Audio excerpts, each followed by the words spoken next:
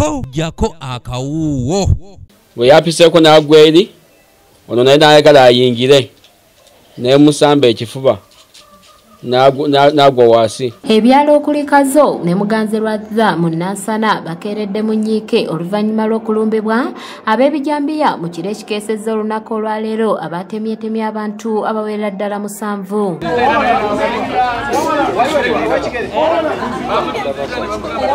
Bano bagenze batalaga njukunju nga basaba abantu ssente era owedda atazirina ng'ejjambiya evaayo. Ekyamazima sawa zibadde 10 ne bankonkona nga wano batemye muzeeyo ono ne nkubira ku bavubuka bange bitubaddewo tugenze okujja muzeeyi nga bamutusiza mudo naye nga ayisibwa bubi nnyo ne mukazi we kuba ye bamutemye wano n'omukyala ne bamutema wano ayisibwa bubi ndoza n'omusayi mugulabye mu nnyumba awo. Abatuuze bagamba nti abatemu bano balulumbye ku ssaawa nga 9 ogw'ekiro nga n'abasinze okukosebwa be bayisiraamu abadde bazuukuse okulya ddaaku. Ssaawa 9 ogw'ekiro ssaawa za ddaaku kuba taata yabadde afulumye bweru kati awo okuyingira yabaguddemu bugwi wa bweru okuyingira ne bamugamba zireete ssente ne bamuyingirirako mu nju ne bamutema ebijambiya. Ssaawa nga 9 ne dakiika 5.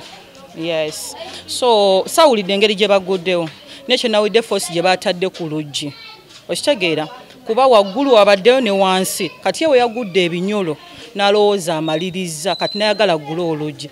Unfortunately padlocks ya waggulu n'eya wansi ne bimulemesa n'asika nnyo okyavuddemu olw'obusungu obungi n'akuba eddinisa. Tulambudde amaka g'abo bakoseddwa era tusanze ebitaba by'omusaayi mu bifo ebimu.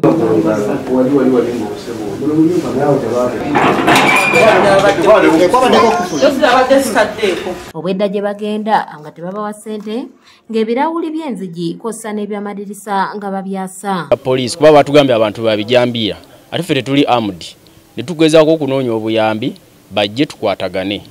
Poliisi netasobola kutuyamba mu budde obwo amasimu agabaddeko nga tebagakwata ate agabala nga tegaliiko.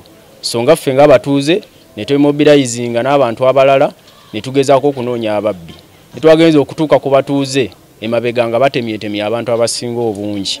Abamu nga muzeeyi Mukasa bamukubye ali mu ddwaliro takyasobola nakwogera. Waliwo ebimu ku bizibiti ebisangiddwa mu maka g'abantu okubadde essimu ekiveera ekibaddemu ebiwandiiko okuli ne IDs omubadde n'ebiwandiiko bya UPDF.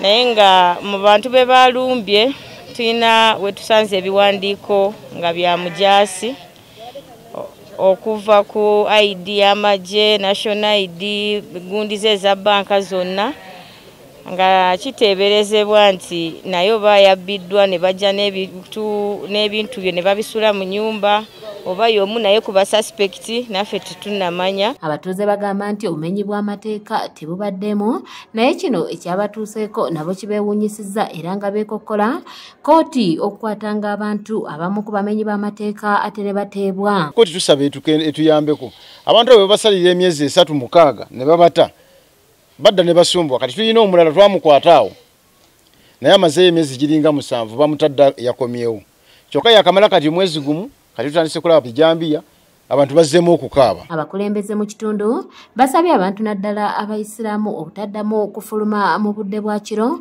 kw'ossa okusaba abantu okunywezanga ebinyolo. Naye abantu abamu balina ekizibu kimu nti no aba n'ebintu bya bugagga naye n'agula kufulu olusi za siringi 15 kumeka naye nga alina ebintu by'obugagga by'amaanyi nnyo n'ekyo tuteeka okufulu ez'amaanyimuuko tulabe nga tusobola okutaasaako okwo kubanga omuntu wakutuukirako kati siti ng'obako okoze eki naye n'ekirala nti abakulembeze nza tunoonye okulaba nga abantu baffe bafuna emirimu. Abavubuka bano ndowooza bali frustrated abamu. Amyuka omwogezi wa poliisi mu Kampala n'emiriraano Luuko Weesigire akakasizza ettemu lino n'ategeeza nga poliisi we yabakanyedda n'ogw'okunoonyereza.